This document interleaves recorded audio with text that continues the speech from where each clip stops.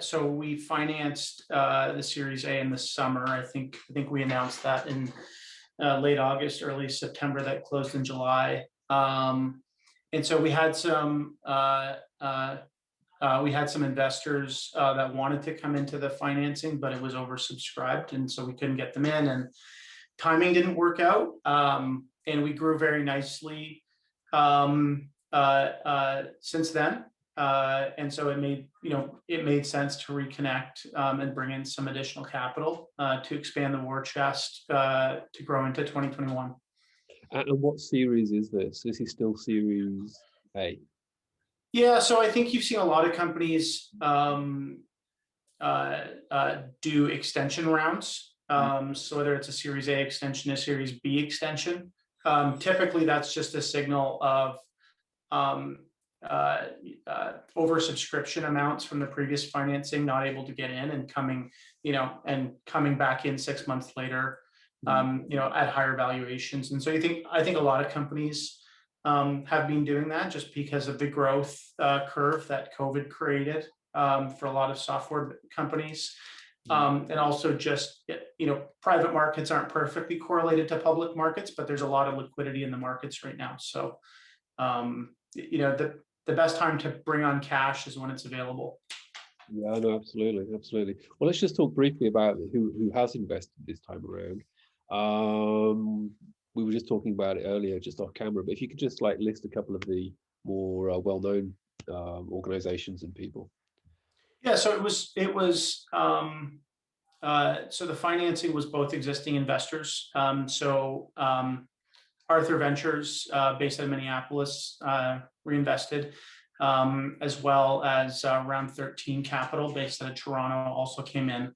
So new investors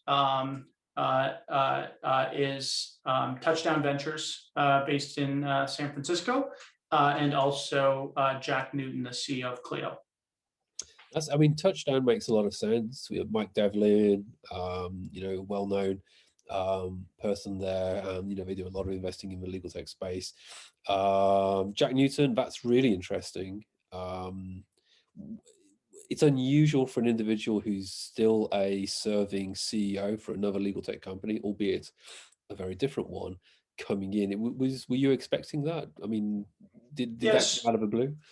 No, it didn't. So Jack and I have been in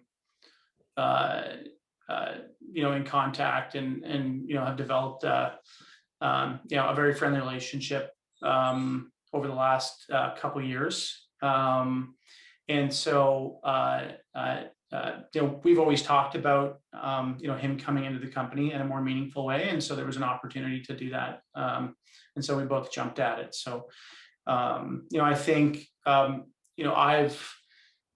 frequently sought Jack's advice on important decisions that we're making at the company, and so I think that this financial commitment to each other will allow us to work more meaningfully together in the future.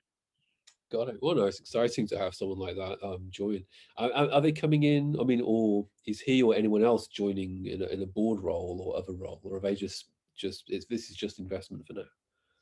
Yes, yeah. So as the company grows over the next year, I expect there will be some evolution in the board, but right now there's nothing written in stone related to the You're just discussing it. No, that's fair enough. And just very last thing, and it's kind of a regular question, but we have to ask it. What are you going to spend all this lovely cash on, aside from the new Porsche you were telling me about?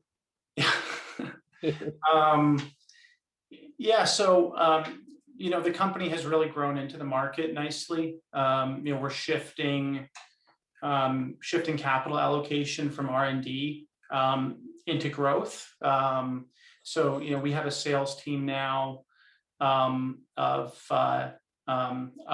7, and we have a growing marketing team. So we got to feed those people and give them fuel. So it's largely going to be for growth, but we're going to continue to be investing into the technology. Fantastic. Thanks, Adrian, and congratulations. Thank you.